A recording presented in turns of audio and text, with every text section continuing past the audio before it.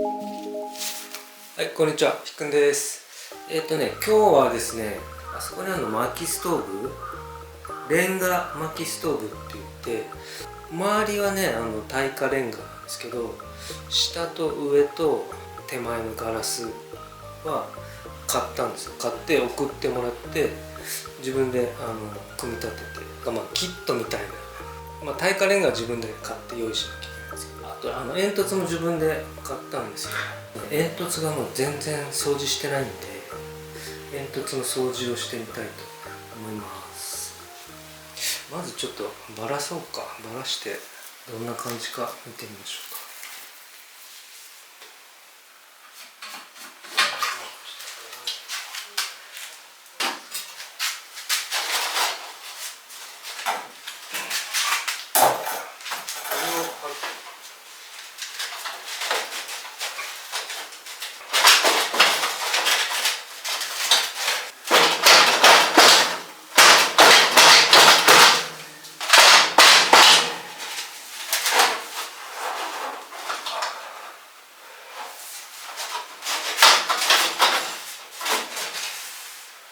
あれを取った方がいいな。なんか取ろうか。脚立持ってこないとダメだね。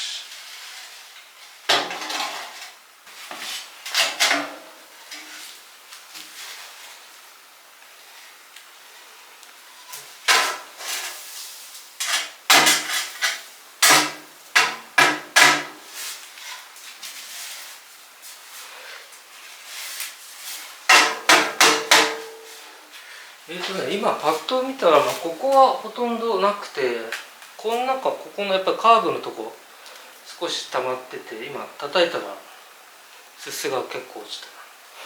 それで中を掃除するのにこれ使ってない洗車ブラシか、昔買ったやつ、ほとんど使ってないのが出てきたんで、これに竹ここ刺して、